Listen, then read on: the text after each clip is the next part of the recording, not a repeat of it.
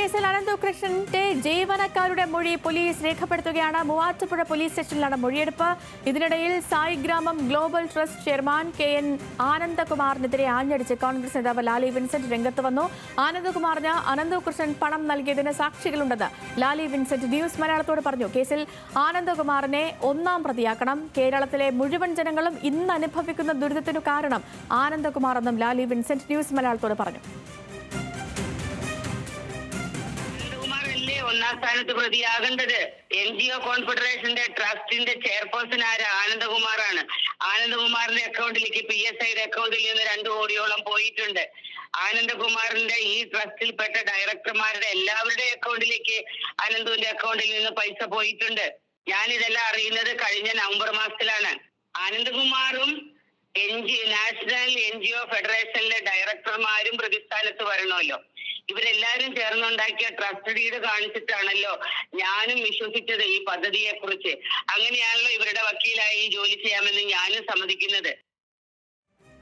വിവരങ്ങളുമായി കൊച്ചിയിൽ നിന്ന് സഹിൻ ആന്റണിയുടെ. സഹിൻ, ഈ അനന്തകൃഷ്ണനുമായി ലാലി വിൻസെന്റിന് അടുപ്പമുണ്ടായിരുന്നു എന്ന തരത്തിലുള്ള വാർത്തകൾ പുറത്തു വന്ന് ഈ ലാലി വിൻസെന്റ് പ്രതികരിക്കുന്ന ആദ്യ ഘട്ടത്തിൽ തന്നെ അവർ ഈ ആനന്ദകുമാറിന്റെ പേര് പറയുന്നുണ്ട്.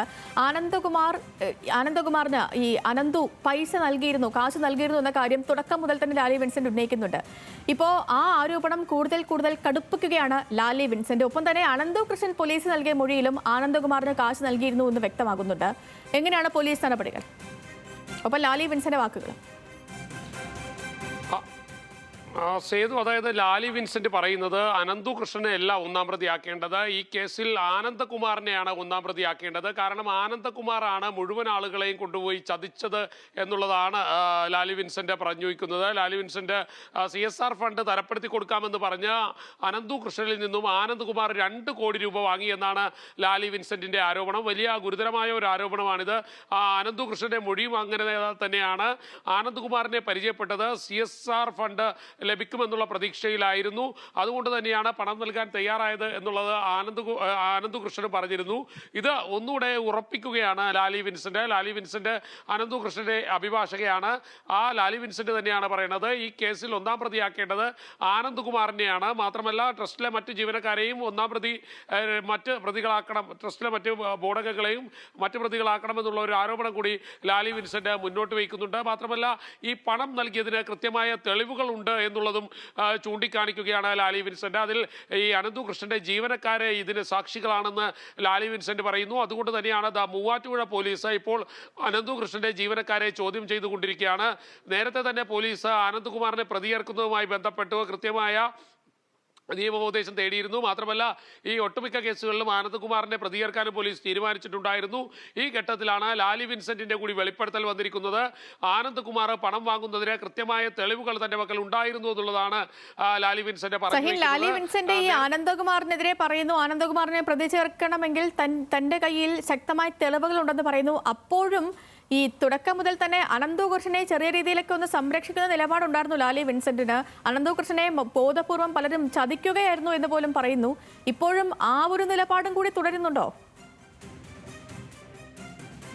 ആ നിലപാടിൽ തന്നെയാണ് ലാലി വിൻസെന്റ് തുടരുന്നത്. കാരണം ലാലി വിൻസെന്റ് പറയുന്നത് താൻ അനന്തകൃഷ്ണന്റെ അഭിഭാഷകയാണ്. അതുകൊണ്ട് തന്നെ അനന്തകൃഷ്ണൻ ഒരു പ്രശ്നത്തിലകപ്പെട്ടപ്പോൾ താൻ അത് സംസാരിക്കുകയായിരുന്നു എന്നുള്ളതാണ് ലാലി വിൻസെന്റിന്റെ വാദം. മാത്രമല്ല തൻ്റെ അക്കൗണ്ടിലേക്ക് 46 ലക്ഷം രൂപ വന്നത് തൻ്റെ അഭിഭാഷക എന്നുള്ള നിലയിൽ തനിക്ക് ലഭിച്ച ഫീസാണ് എന്നുള്ളതാണ് ലാലി വിൻസെന്റ് പറഞ്ഞു വയ്ക്കുന്നത്. താൻ പണം വാങ്ങിയത് ഫീസ് എന്നുള്ള നിലയിലാണ്. പക്ഷേ CSR ഫണ്ട് തരപ്പെടുത്തി കൊടുക്കാമെന്ന് പറഞ്ഞ് അനന്തകൃഷ്ണനെ തട്ടിച്ചത് ആനന്ദകുമാറാണ് എന്നുള്ളതാണ് ലാലി വിൻസെന്റ് പറഞ്ഞു വയ്ക്കുന്നത്. അതായത് ഒരു സർക്കാർ ഫണ്ട് തരപ്പെടുത്തി കൊടുക്കാമെന്ന് പറഞ്ഞ് 2 കോടി രൂപ അനന്തകൃഷ്ണനിൽ നിന്നും ആനന്ദകുമാർ വാങ്ങി എന്നുള്ള ഗുരുതരമായ ഒരു ആരോപണമാണ് ലാലി വിൻസെന്റ് മുന്നോട്ട് വയ്ക്കുന്നത്. അതുകൊണ്ട് തന്നെ അങ്ങനെ വരികയാണെങ്കിൽ സ്വാഭാവികമായും ചീറ്റിംഗ് അടക്കമുള്ള വകുപ്പുകൾ ഉൾപ്പെടുത്തിക്കൊണ്ട് ആനന്ദകുമാറിനെതിരെ കേസെടുക്കേണ്ടതായി വരും. മാത്രമല്ല ഈ തട്ടിപ്പിലെല്ലാം തന്നെ ആനന്ദകുമാറിനെ പ്രതിയേർക്കേണ്ടതായി വരും.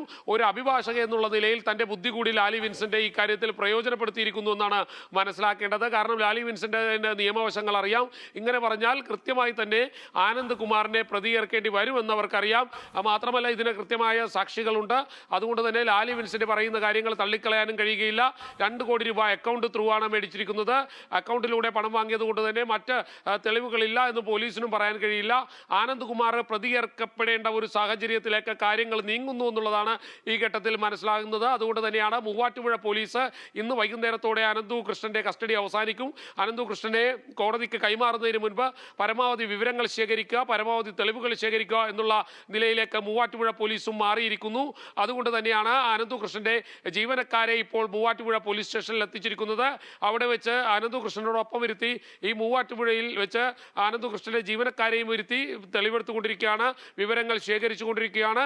ആനന്ദ് കുമാറിന് പണം നൽകിയതടക്കമുള്ള കാര്യങ്ങൾ പോലീസ് മനസ്സിലാക്കാൻ ശ്രമിക്കുകയാണ്.